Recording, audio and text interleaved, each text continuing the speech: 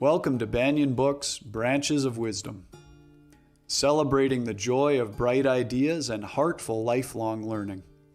Branches of Wisdom is a series of intimate conversations with the world's most influential authors and visionaries. We explore spirituality and the human mind, ecology and culture. Most episodes are recorded with a live audience. You can join our live events and submit questions to your favorite guests. Check out our upcoming schedule at banyan.com.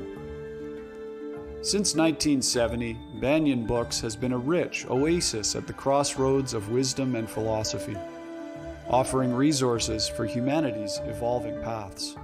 We're a locally owned, independent bookstore in the heart of Vancouver's Kitsilano neighborhood.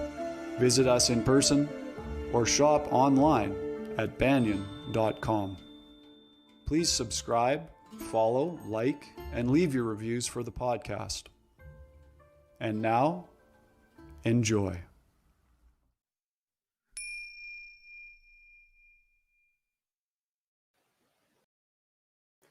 Hello and welcome. My name is Jacob Steele, the events manager for Banyan Books and Sound.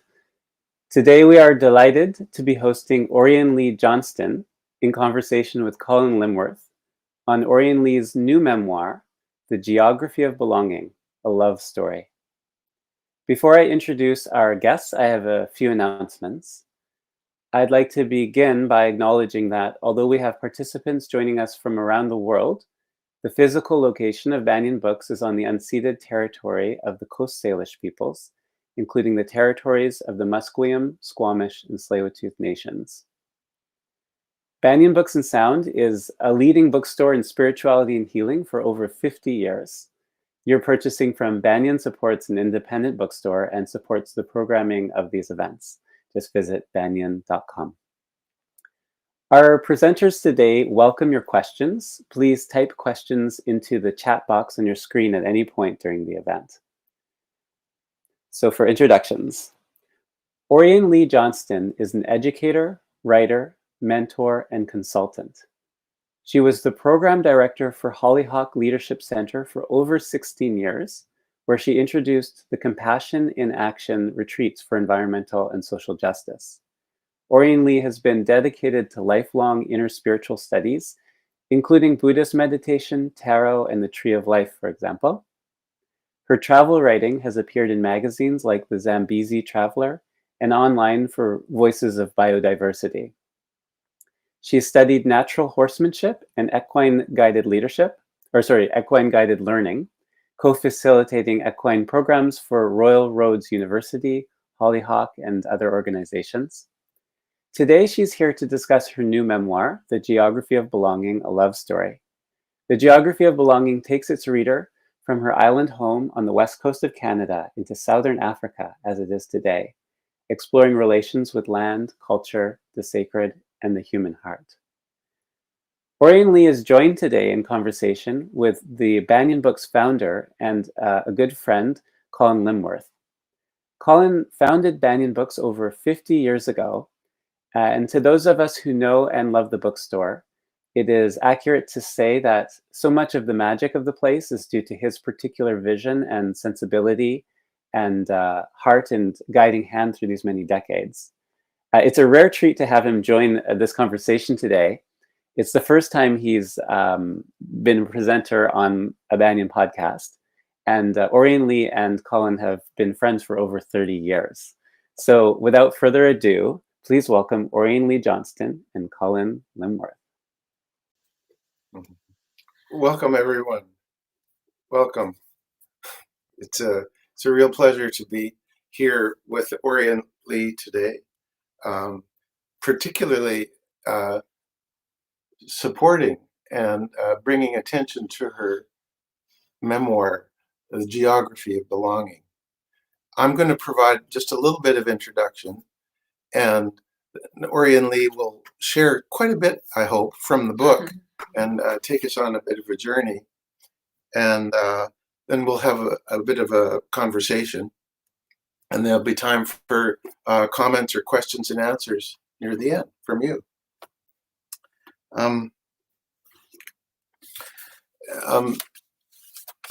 The writer Sharon Butala speaks about this book, The Geography of Belonging, this way. She says, it's an every woman story is told here, except that few 60-year-old women would dream of risking so much. This is a lovely, deeply touching, and above all, a serious book about the possibilities of life that many of us close ourselves off to far too soon. And the poet Aaron Robinson says about the book, the geography of belonging is a gorgeous adventure of the heart and spirit across cultural and species lines. This is a riveting and unusual love story of persons and of place, told in sensuous, muscular prose. I'd say for myself, having read the book and immersed in it this summer, the writing is unusually intimate, and the details really take you on a journey.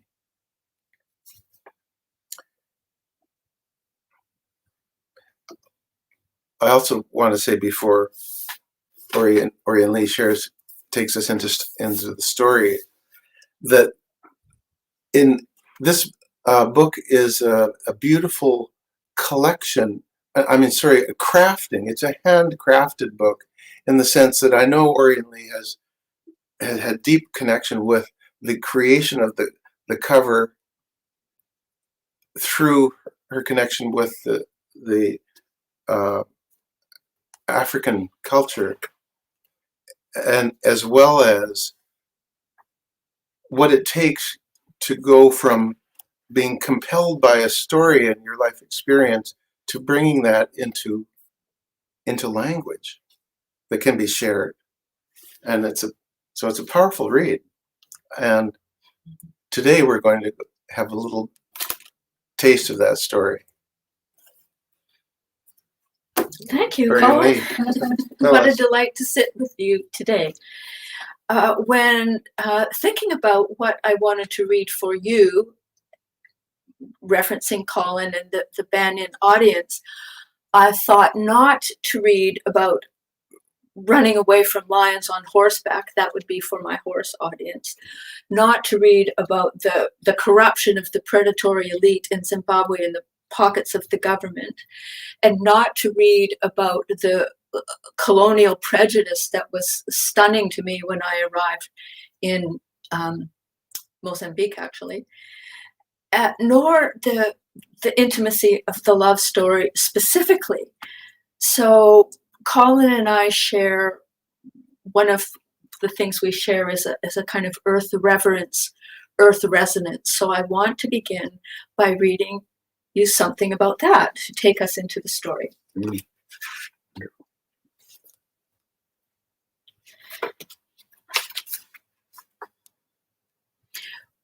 We're sleeping without tents at Jambili camp, on the ground under the stars and baobab trees.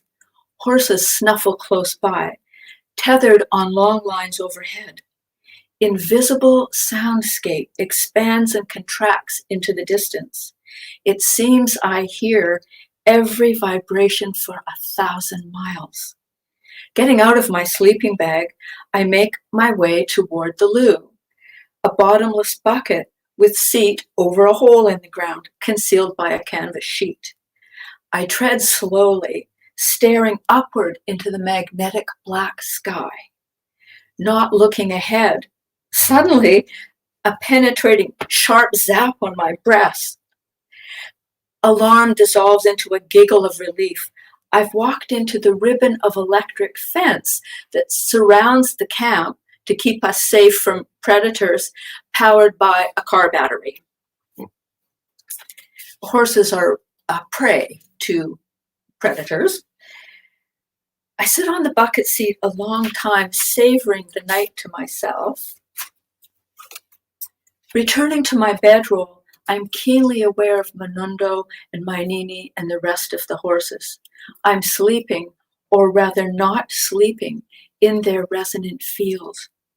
My body feels electric, and I know it didn't come from the fence. There is a current of energy pouring through me, and I'm streaming out in all directions, not consciously breathing, but pulsing with something primordial. The night sky close as a lover, each star assigning itself to a cell in my body, charges my entire being.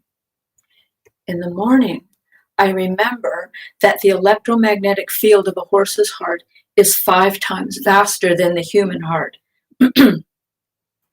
What about elephants and lions? What about baobab trees? And what about the earth herself? What about Africa, the motherland? Could following the compelling urge to lie on the ground of Africa actually be my response to an invitation originating here? What is seeking me? What is being asked of me? Mm. Mm. Wow. I think, feeling your story and reading this book is the closest many of us will come to the smell of the wilderness of Africa. I found in reading the book that I could almost smell it. Yeah. Please share some. Okay. Share some more. Yeah. This is our.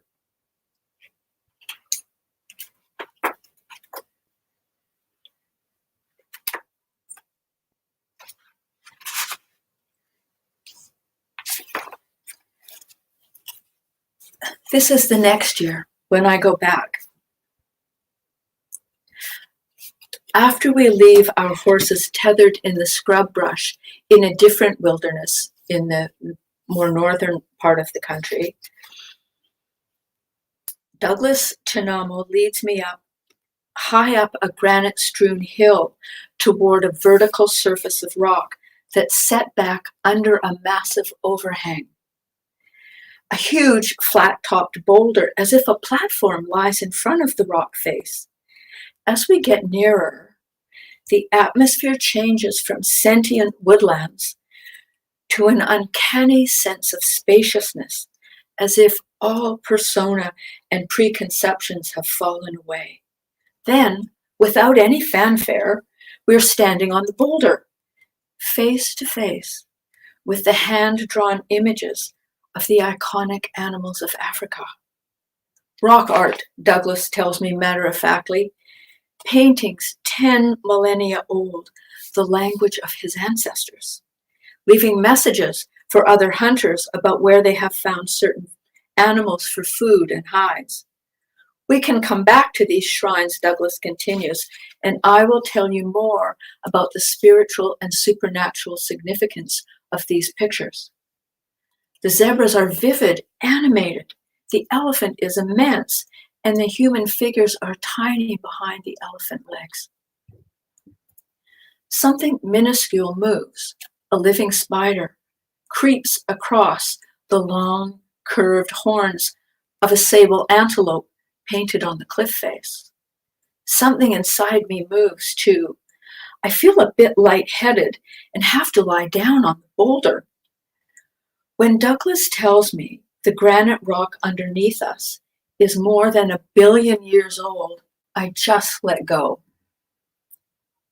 When I wake up, I can feel a distinct heartbeat, but more than my own, the boulder, the hill, the earth are pulsing in time with me, or I with them. I am them. Breathing is the same. A boundless, invisible presence breathes through me. With each inhale, I am filled with the whole universe. When I exhale, my breath seems to disperse to the incalculable reaches of the cosmos. Vadzimu, indeed, Vadzimu is one of the many, many words for the cosmic divine.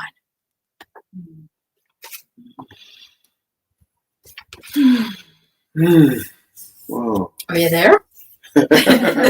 Wow. Thank you. Wow.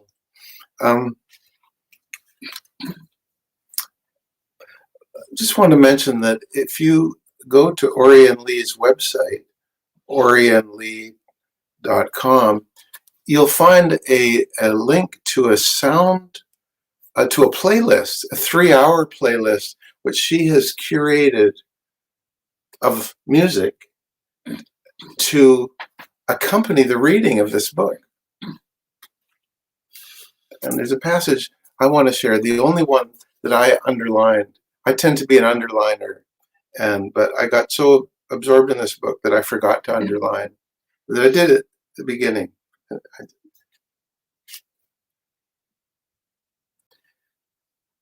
Then he looks at me. You know, to lie on the earth is a blessing. He gestures to the space between us. Here, please, lie down. I accept his invitation and lie down in the tall grass, hands on my belly. The warm ground seems to receive my body. Gravity, a meditation teacher once said, is the love of the earth, holding us close to her. The two men stand above, their backs to the sun. As they quietly talk, a long, tangled knot inside me, that fear of doing something wrong, loosens its grip. My mind seems to fall open, spacious as the sky. Am I dehydrated or overtired, or am I simply radically alive? This is not formal practice in a meditation hall. This is life in the raw wild of the earthly world. In Mozambique, I collected a little vial of Indian Ocean to take home. When I stand again beside the two men, I ask Joseph, may I scoop a tiny bit of red earth from Zimbabwe, from the spot where the elephants roll and rub, to take home as a gift to the land where I live? Yes, he says, that is a most respectful thing to do.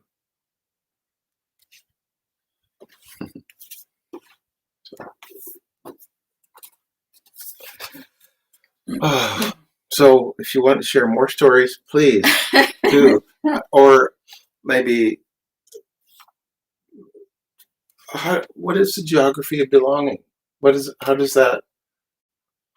that jump out as a title for this? Well, it's actually a phrase in the book. I had several previous titles, and then toward the end of the book, I'm describing what it's like to have been with my love interest in the story. And I describe that his body is the geography of belonging, as if it's a mountain, a river, a horse, like that. And being with him in the place where his genes reside, in the place where all humans came from. Wow.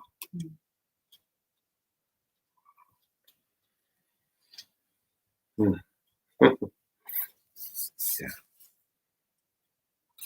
Read us another story.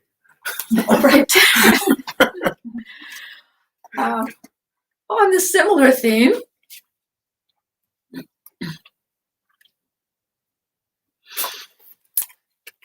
Douglas, the one who introduced me to the rock paintings, and probably the most stunning one for me, was to come up in a similar way and suddenly be faced with the rock face covered with handprints, which were where his millennia ago ancestors would come and place their clay-colored hands on a portal between the human world and the ancestral world. So a bit later, I say to Douglas, well, probably several years later, back in that same wilderness, Douglas, do you think I could meet the spirit medium for Mevoradana, which is the mountains that are the conservation project, the stories in part about the effort to protect that Mevoradana mountain and have it become a national heritage site, which mirrors the Great Bear Rainforest in BC. So that weaves into the story as well, because my birthplace, Ocean Falls, is in the Great Bear. And where I live now on Cortez Island, where you come every summer, is 20 nautical miles from the southern tip of the Great Bear. Douglas, do you think I could meet the spirit medium for Mevoradana?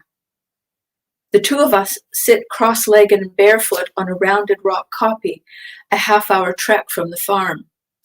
The panorama below lifts us out of the ordinary. Scattered homesteads and tobacco fields fan raggedly to the south and west. The sacred Yabarde Mountain protects the east, and to the north, smaller kopjes, rock hills, rise toward the mountain wilderness. Receiving no answer, I begin to hum as Douglas fits a tiny beeswax candle I've brought into a crevice in the rock surface, then lights it with match. The flame burns unmoving in the stillness of the afternoon. My friend quietly claps his hands, which is invoking his ancestors. That's what you do, you just clap. While I shake some earth from Canada out of a little glass vial onto the rock, then sprinkle maize meal from maize that I had grown myself and pounded, and lastly, pour seawater from the beach near my home from another little bottle. I smooth the muddy offering over the rock with the fingertips of my right hand. Hello, it's me again, I say quietly, called by something more than I can comprehend. Thank you for the blessing, really, of being welcomed here into your spiritual home. Maita Basa, thank you. Douglas and I stretch out on our backs on the rock, some distance apart. Oh, the bliss of drifting off to sleep outdoors when one is drowsy in the afternoon. A tree branch snaps violently, startling me awake. No, it's the electric crackle of lightning behind the mountains. Then the booming rumble of thunder. Opening my eyes, I look up and see a huge herd of zebras that look minuscule far away on the plains.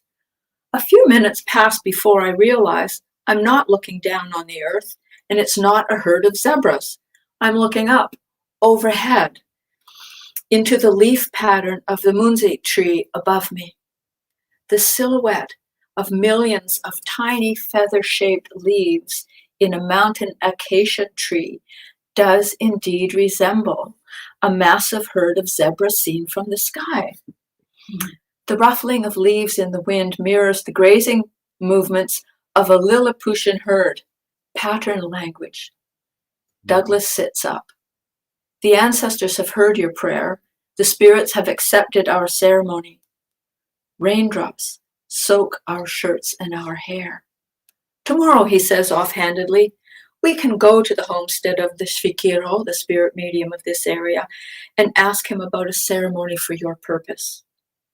Translation, Svikiro, spirit medium, the human who becomes possessed by ancestral guiding spirits. Oh, thank you. Thank you for sharing that. You know, there's so many images in the book of your journeys, and your travels, and your connections. And this, how long did it take? I mean, what did it take to actually know that you needed to tell the story, or to create a book? the very beginning was one day, the first year that I went to Africa. I went to Mozambique to volunteer with some horses on the coast of Mozambique on the Indian Ocean. And it was very romantic seeming at first until I got there. And the landscape is very romantic seeming. And one day I just rode up and took out my notebook, which I started to call the field notebook, and wrote down, "Mandy pours the tea. This paradise is a little gritty," and started to write. So I kept notes of everything that happened in a day, less my inner musings, certainly my responses to situations and experiences that I had. And then, the second year, I thought perhaps I had a travelogue. Mm. And then Erin Robinson, whose poem you read, she read some of it and she said, "Where is the love story?" And I said, "Well, that's too personal." So I began to write, and I began to work with an editor hand in hand through the story. And I don't know that the objective was so much to publish a book, but I recognized that the writing was the metabolizing inside of me and the assimilating of the magnitude of these experiences. Mm. And then as I began to ask my Zimbabwean friends, whether they were Shona friends, as the ones I've described so far, or white Zimbabweans, what could I do as one foreign visitor? And in their own words, every single one of them said, "Tell your friends, tell the world, show the world what the news media does not, that our land is beautiful, that our people are happy and generous, despite the suffering and the conditions, and that our culture is rich and alive." So that really became the motivating force to actually complete the book and to bring it to you, the reader, the audience. The cover design has a story as well. You can't perhaps see the details of the cover, but Oriane Lee might speak just a little bit about this, because it's not a it doesn't come through the lens of Canadian publishing in the usual sense. There's a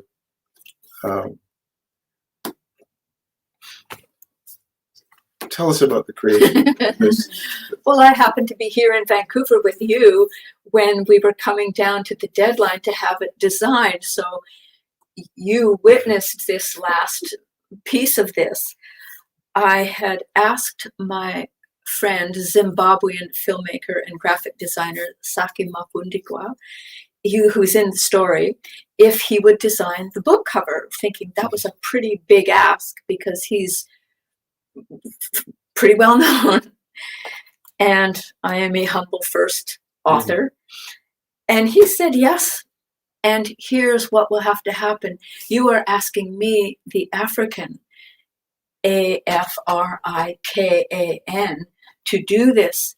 And you must put aside your Western mind and allow what wants to come through. And it was very exciting at first, the conversations we had about design, about what elements might go in it. And I had my Western preconceptions. Horses are a main theme. There needs to be a horse on the cover. And as you'll see, the horse wound up on the back cover. So that last week, I was about, this is what he came up with, and I had to sign off on it.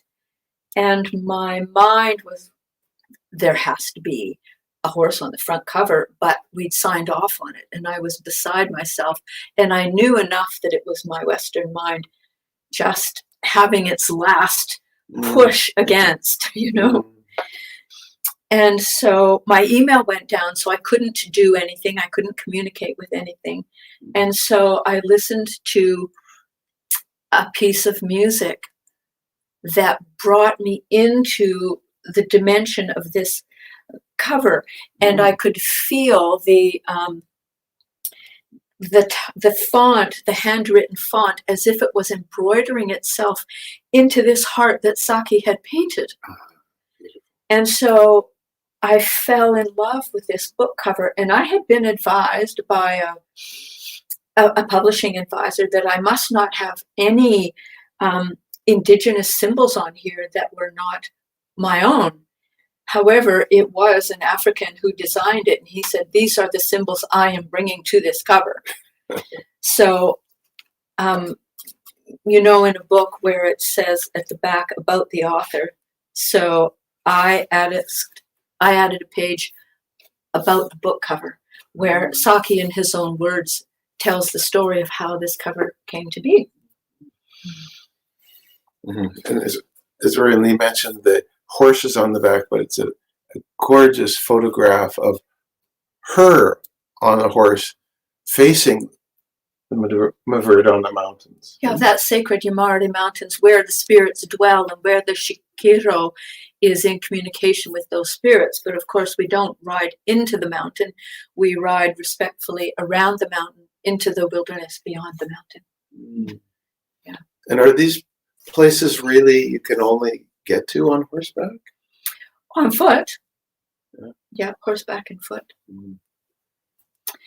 But there's something about being on horseback, because then you're on the horse, which is a physical, a bigger presence than human. And then the horse's hoofs are on the ground, and they're so primal. And I do recall when we wrote, Jacob, the description for what Kolin and I would be talking about, sharing a meditation experience with some Zimbabwean wildlife tracking guides. And we were in this was after the book was completed, in a wilderness camp on the Ngamo Plain. And here are these two of them, Jamie and Clever, who take people on foot to encounter the wilderness in a complete wilderness. And they were afraid of horses. They had never come up close to horses. So I guided them in the experience that's on my horse website, which is whitehorsesanctuary.com. You can link to that from my regular website, which is a somatic through the body experience of coming into the world as if you're a horse, feeling your hoofs on the ground with all your senses alert. And then the video of that conversation is on my website. And then they were like, aha, this is what we do. Now that you've brought it to our attention, what we just do instinctively when we're in the bush. Yeah. That's beautiful. With our hoofs on the ground, and yeah, all our senses alert. Yeah.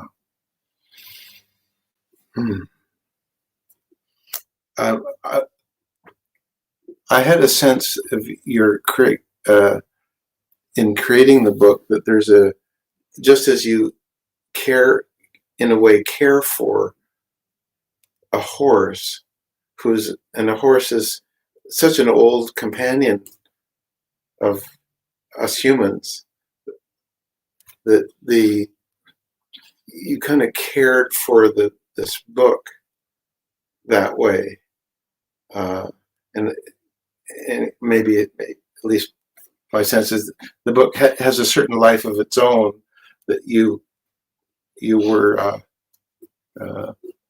caring for. Right, facilitating in a way, very much like caring for a horse. And in that regard, when we were considering the cover, I was not about to use a Getty image, for example, on the cover, the front or the back. I knew from the beginning any photographs had to be of the place that was described in the book.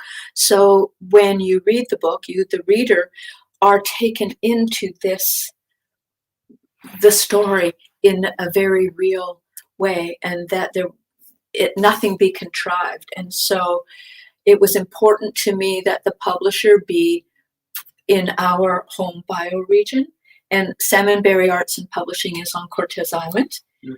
and with a lovely little website themselves. And the writers so far are on Cortez, including Rex Weiler, who wrote the Greenpeace book, founder of Greenpeace and founder of Hollyhock, and very early friend of yours from those Greenpeace Vancouver Hollyhock days. And then the book distributor is on Vancouver Island, and the bookstores that have the physical book are Banyan, first of all, and several bookstores in Victoria on Vancouver Island. So that part of it as well was important to me. I think our folks today should also know that Oriane Lee is a gifted and intuitive tarot reader, creating maps of guidance through the tarot, and you can contact her through her website. It's a deep and powerful resource. I remember a reading we did together some time ago in the last, not the new Banyan website, but some years ago with the previous one, and we did a tarot reading about the website. You know, what's the overarching theme? What's the sensibility? What's the functionality of it? And I remember at the time it seemed helpful. So it's really rewarding to do maps for organizations who, it's a strategic plan from the soul, not from the cognitive strategy place. Yeah. It occurs to me to tell you, when I finished writing the book in your, care of horse, care of story, really, I did a ceremony in my garden, in my backyard, where you two have done things with me. There's a stone circle in the directions with the center. And I had one copy of the book printed for a ceremonial purpose. This was 2 years before this version came out, as an offering. So I folded the book like this, kind of to turn it into a cylinder of pages, and I offered it in a spirit fire, a certain kind of fire, to the ancestors. Thank you for these stories. And I pledged to stand by this, come what may. And there was some pushback from that, I found, between when I did that and when the book then found its publishing home. And as you know, sometimes when you make a commitment and pledge to stand by something, there's some, shall I say, shamanic tests, that say, on the surface, this, you're wrong. But really, it's a deep down test of how dedicated are you to seeing this through. Yeah. And your support as a friend all the way along, and then now to kind of partner in this beautiful birthing, has been incredibly gratifying, and I am deeply thankful. Or the story, on behalf of the story. Yes. Yeah. Share with us another story, another a glimpse. Well, give me a suggestion. I had bookmarked 3, which we have done. I don't know. The erotic parts? I think people best have those to themselves.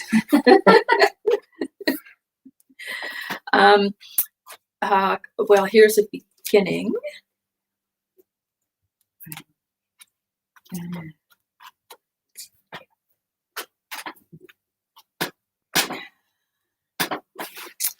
Okay. I guess I better do this fairly quickly.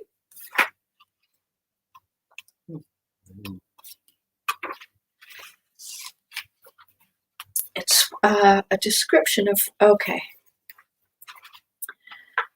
So the book opens, the story opens with us on safari in the wilderness of Wangi national park in Zimbabwe. And I'm with a family. It's not a kind of regular commercial safari, a family of adults. And Stephen, my love interest in the book and still a very dear friend, is the head horseman, not the guide with the GPS, but the guide with the GPS in his body.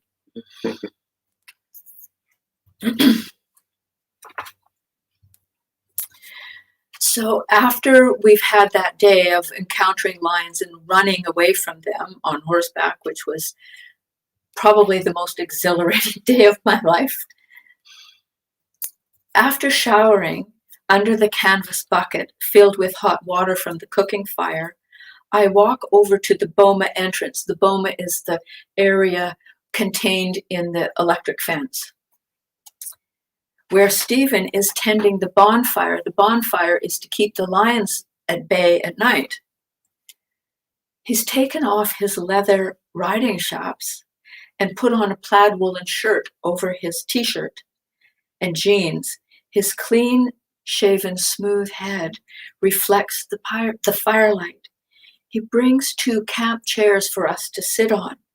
Now, first of all, this is highly unusual for a safari client to go sit with the guys, the staff, after hours. This was before dinner. Usually you're having sundowners with the other guests and the safari company owners. We sit in silence. I'll read this whole thing. I show my little offering packet to Stephen and find myself talking too much, maybe because his voice is harder for me to understand than the other horse handlers. He says nothing, and I continue feeling an awkward urge to explain. This safari is an adventure for my 60th birthday, a new beginning after too much change. He is incredulous. You are older than me? No, I do not think so. After a time, he says, my wife, she passed away 4 years ago, cerebral malaria when I am in the bush. Could that be the source of sadness I detect in his face at times? He gestures an invitation for me to put my offering into the fire. After untying the saffron-twined packet, I hand the buckskin-colored envelope to Stephen. I place the spirit horse card and packet contents, adorned with a spray of wild sage leaves, onto the flaming wood. It flares in brilliant colors, as if the tarot card inside is coming to life. The card for strength, lust, the one picturing a woman and a lion befriended, the card I had chosen before I went to Africa this time. You could make an offering yourself if you want, I say. Maybe put your prayer into the envelope. I'm telling him, suggesting what to do. Stephen blows the paper envelope from his hand into the fire and bows his head. I can't hear the few words he says to himself. Then we sit, side by side, his legs stretched out very near to mine. We sit in silence. What can I say? It doesn't feel right to pierce the soul of the moment with questions about his family. Sparks streak into the darkness from the burning logs. I sense his head inclined toward me and hear him say, "Do you feel purified? Do you feel purified?" Indeed I do. Me too, he says, into the fire. Bloomer, the ranger, still packing his weapon, joins us. His bantering does not diminish the intensity and energy of what's happening. What is happening? It's dark. The fire is beautiful. Blue flames above orange coals inside an arch of logs. Stephen's boot leans against mine. The edges of our souls touch. That's the beginning of the love story. And are you still connecting with the families and people in Zimbabwe?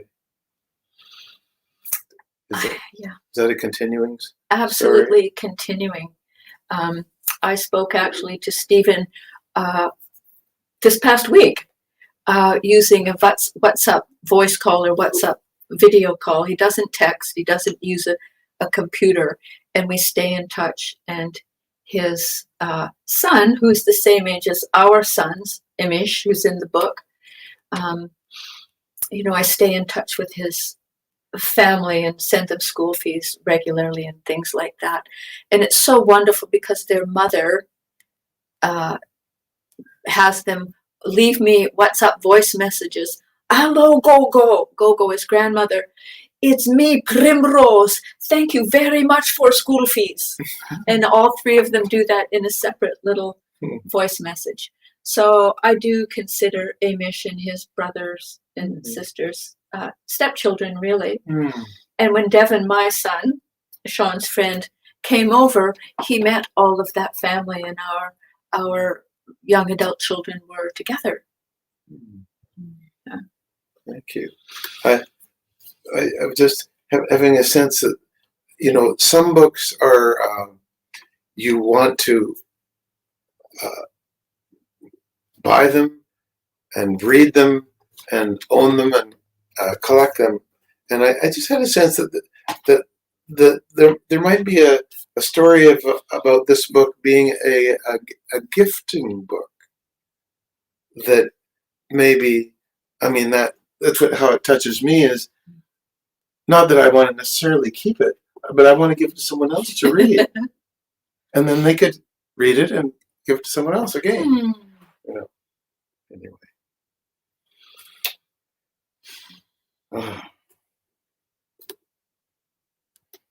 It's a real pleasure to be able to actually talk with a living author. In person. We're all living, yes. But in person. Yeah. And,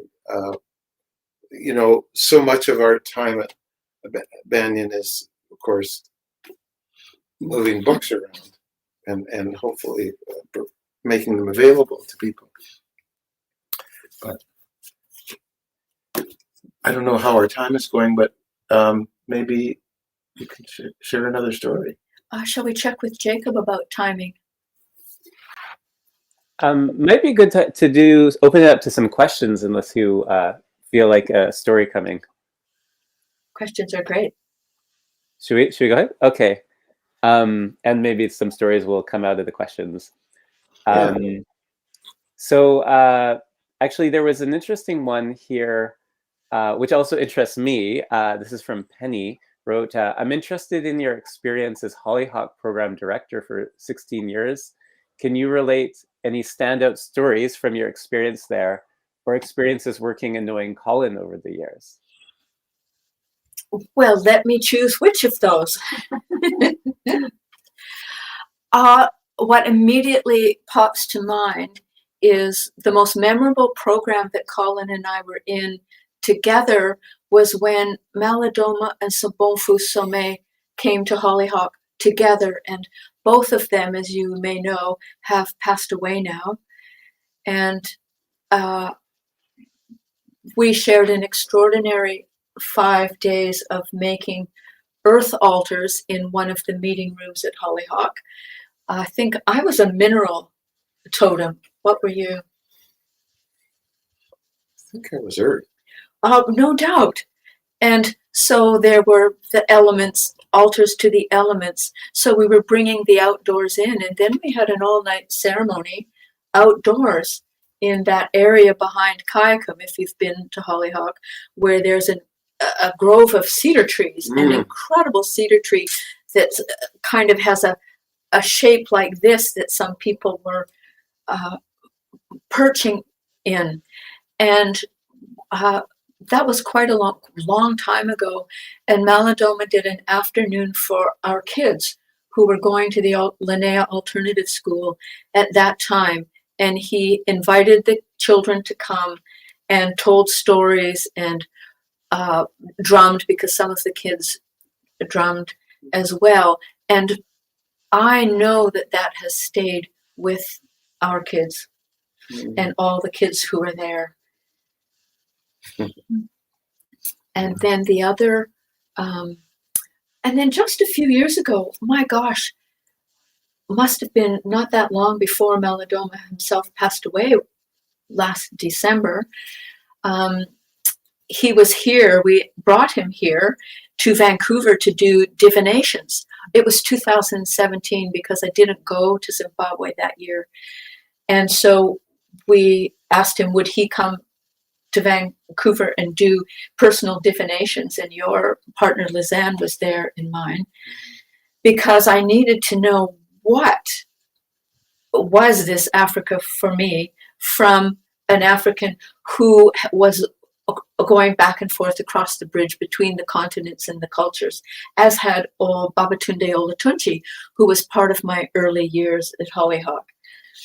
And Malidoma spoke about the book, and he said, and I had to get over it being hard for me to say, because it's the story, it's not mine, that this is a bridge between the ancestral world of Earth and the human world that is really longing to know this.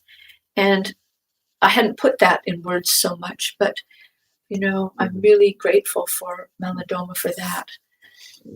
And at the end of that few days, I drove him to Seattle, where he was having another engagement. And he had just been to the Vatican for an international conference about water. And so I was asking him about that, because one of his books is called Of Water and the Spirit. And I said, how was that? And if you've read his books, he was taken by missionaries, Christian Jesuit missionaries, from his village home to a boarding school, a Christian boarding school, and had all the sufferings that one could be imagined, all the cultural wipeouts. And he said it was one of the most uncomfortable experiences to be there. He was staying in the same section that the movie stars and where the Pope were staying, and to see those Christian brothers were very arousing of his early, childhood and youth experiences, and that he couldn't leave there soon enough.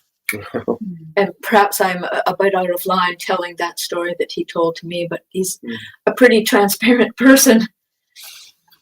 And then that relates to the somatic Buddhist practice of Reggie Ray, whose it was his Dharma Ocean practices, the earth meditation practices, and whose books you have at Banyan about touching enlightenment with the body.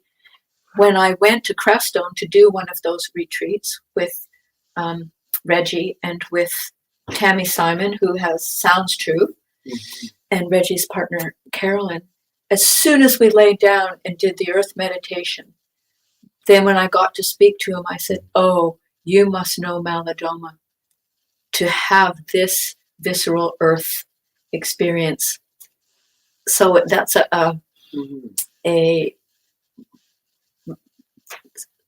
those two lineages have that approach in common. Oh, that was your question, Jacob. It was Penny's question. Oh. I actually did had a reading with Malidoma Somé. You did? Yeah, unforgettable. Like, I still think about it a lot. It was many years ago. Actually, one question which you've kind of answered it in different ways, but this is from Marianne, and maybe we'll ask it and see what you say. How do you explain your draw to Africa and Zimbabwe in particular? Where do you feel it originates from, and what has the place meant to you? Well, as I said in the first piece that I read, I imagined that something called me there so that I could have the experiences that resulted in this story and sharing those experiences. However, the initial call came exactly like this, which is in the book, where I had been following the guidance of horses in a time of transition in my life, and I'm lying on the ground doing the earth descent beside some horses who are grazing, and I just heard, as we all receive guidance, but very clearly, go lie your body on the earth of Africa. And so I went in the house and opened my laptop. This was on my friend's horse farm, and Googled. I thought, how Africa, what do I want to do there? Something with horses. How can I stay for some time where it won't be expensive? So I Googled Africa horse volunteer, and up came the website of the Mozambique Horse Safari, and 2 months later I was there.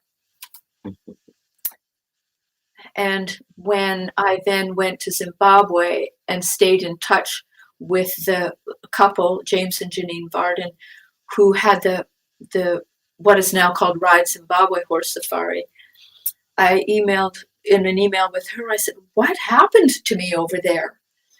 James is Zimbabwean, she's Australian, and she said, I'll tell you what happened. You've been bitten by the Africa bug, and it stays with you forever.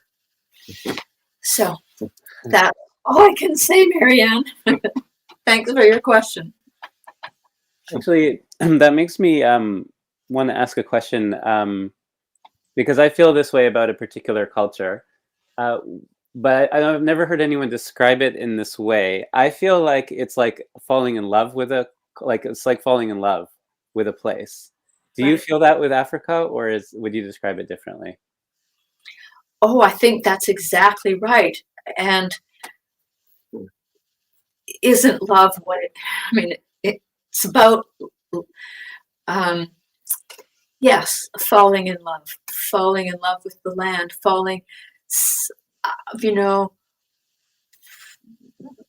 none of us here are living where our genealogy comes from. And so to go there for me, to where all humans came from, as I said earlier, may I ask the question of you, say something about where your love story is geographically. Yeah, people are always baffled by it, but it's Iran. Yes. In the Persian culture, yeah. Goodness, right. Well, that would be very up for many of us who are looking at the news right now. Yeah, there's a lot going on there right now, yeah. Yeah. Maybe we have time for one more question we can fit in there before we need to close. There's a question from Annie Rose.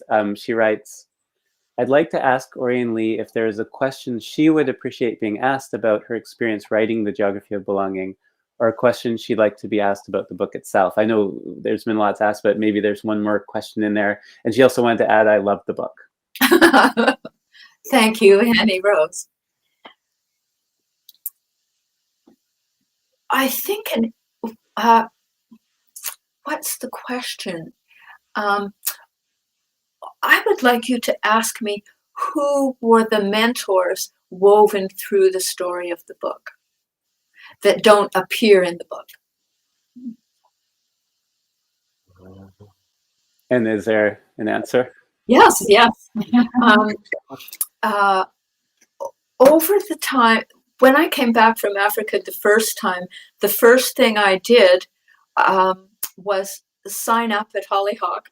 This was maybe 6 years after I'd finished being the program director there, and I was then presenting equine programs, tarot programs, and doing readings for guests. And Colin read the endorsement from Sharon Butala. The first thing I thought I better do is sign up for Sharon Butala's writing workshop. And I think it was a memoir writing workshop. And so she is woven into, there's a section that says 30,000 feet up as I'm flying home from Africa the first time. And she read the manuscript along the way and then toward the end. And just her interest, given who she is and that I've read every one of her books cover to cover. And over the course of writing the book, I took 6 programs at Hollyhock writing programs. There was Eric Mazel, who's now part of a whole journal writing consortium, and Mark Matusek, who is a fabulous memoir writing, spiritual memoir writing person who has also mentored me along the way. And Colin's support absolutely all along. And Shayna Lambert, who lives on Vancouver and on Cortes Island, I did her program. And then she mentored me in a version of the book. And then I took 2 Hollyhock programs to prepare for doing this kind of thing, for being on a book tour back then, not knowing it would probably be virtual. I did, Anne Randolph was writing for the page and the stage. And then Tracy Aaron Smith, who's in Montreal, does a gorgeous thing called Flying Solo, where you come up with a piece of writing that is right now pertinent in your life, and then turn it into a 7-minute one-person presentation. So I am grateful to all of those mentors and supporters, and to my editor who's in Victoria, poet herself, who worked with me hand in hand. Writing's pretty solitary, so to be hand in hand with all of these beautiful dream weavers is my response to your question, Annie. Thank you. Well, I always find it one of my favorite parts of reading a book are the acknowledgements at the end. Yes. It's always so moving and touching to see how many people create a book. Even if it's a solo effort in so many ways, it's also there's so many contributors behind any kind of endeavor like that. So it's amazing. I wanted to say too, just listening to both of you speak, I felt like I was in Colin's living room here, which I probably am. Is this your living room?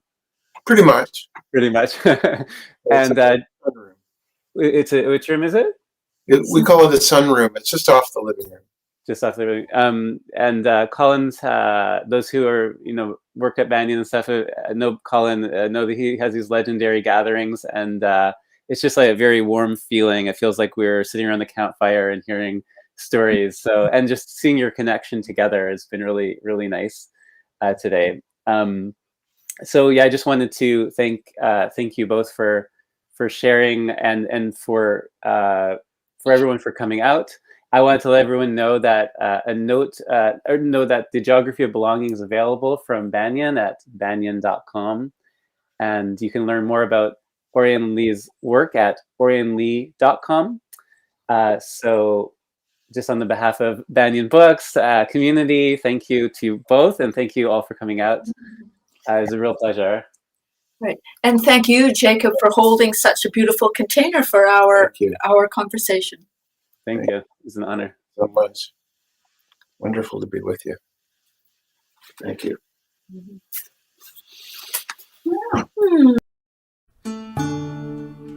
Thanks for joining us for Branches of Wisdom, a podcast of Banyan Books and Sound, Canada's spiritual and healing resource since 1970. Our podcast producer is Jacob Steele. The show is edited by Abdo Habani. Watch all our conversations on YouTube by searching for Banyan Books, or listen on your favorite podcast platform. Please subscribe, follow, like, and leave your reviews and comments. We love to hear from you. For all our live events, books, and more, visit us at banyan.com.